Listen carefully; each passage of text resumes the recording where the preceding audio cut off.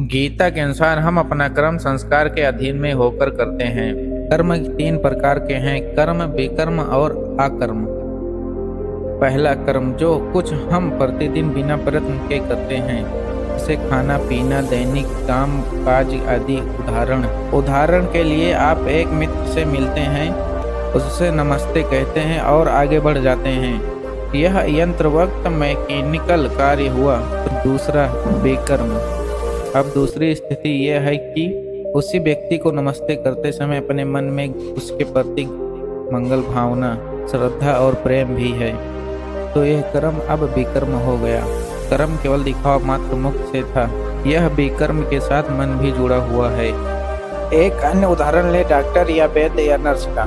यदि वो रोगी को साधारण रूप से देखकर मात्र दवाएं दें और मूल लें और रोगी स्वस्थ भी हो जाए, तो ये एक कर्तव्य कर्म है। परंतु यदि रोगी को निदान दवा आदि देते हुए उनके प्रति मन में आत्मीयता का भाव, सेवा के प्रति दया और प्रेम के भाव हो, तो यह भी कर्म हो जाता है और इससे रोगी और वैद्य दोनों पर कुछ विलक्षण प्रभाव पड़ता है। गीता में नित्य कर्म, नियमित कर्म, काम्य कर्म, निष्काम्य कर्म, संचित कर्म, निषिद्ध कर्म आदि जैसे कई तरह के कर्मों के बारे में बताया गया है। लेकिन क्या कर्म का प्रभाव व्यक्ति पर पड़ता है? और सबसे अहम प्रश्न कि कर्म क्या है और कर्म किसे कहते हैं? दोस्तों, इसे समझने के लिए हम महात्मा बुद्ध के एक स्टोरी के माध्यम से जानेंगे। लेकिन उससे पहले दोस्तों, अगर आप हमारे चैनल में नए हो तो वीडियो को लाइक कर दो, चैनल को सब्सक्राइब कर दो, ताकि मैं आपके लिए इसका वीडियो लेकर आता रहूं। अब हम कहानी की ओर चलते हैं। एक बार गौतम बुद्ध के शिष्य ने भी उनसे यही प्रश्न किया था कि कर्म क्या है और इसे किसे कहते हैं। तब बुद्ध ने शिष्य को कर्म के बारे में बताते हुए ये कहानी सुनाई थी। एक राजा अपने मंत्री के साथ घोड़े पर बैठकर अपने राज्य का भ्रमण करने जाता है। राज भ्रमण के दौरान राजा की नज़र एक दुकानदार पर पड़ती है और वह दुकानदार के पास रुक जाता है और दुकानदार को देखा मंत्री से कहते हैं कि क्यों मुझे ऐसा लग रहा है कि इस दुकानदार को मैं कल ही फांसी की सज़ा सुना दूं। पता नहीं क्यों इसे देखकर मुझे इसे मृत्युदंड देने की इच्छा हो रही है। इतना कहते ही राजा वहां से अकेले चले जाते हैं और मंत्री उनसे इसका कारण भी नहीं पूछ पाते। और अगले दिन मंत्री अपना भेष बदलकर दुकानदार के पास साधारण मनुष्य की तरह जाते हैं। वह दुकानदार चंदन की लकड़ियां बेचता था। मंत्री दुकानदार से इधर उधर की बातें कर उससे काम और हाल चाल पूछते हैं। दुकानदार कहता है, क्या बताऊं भाई, मेरा हाल बहुत बुरा चल रहा है। लोग मेरी दुकानदार पर आते हैं, मेरी चंदन की लकड़ियां को सूंघते हैं। वो दुकानदार कहता है कि प्रशंसा भी बहुत होती है, लेकिन मेरी लकड़ियां कोई खरीदता भी नहीं है।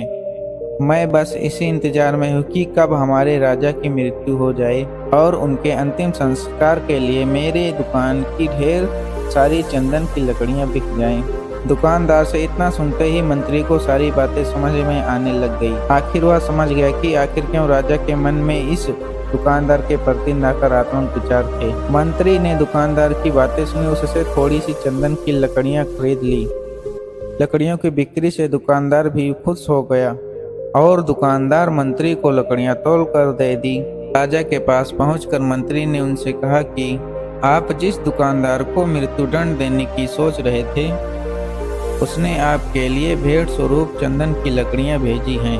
सुनते ही राजा खुश हो गए और सोचने लगे कि बेवजह मैं उस बेचारे दुकानदार के बारे में बुरा सोच रहा था।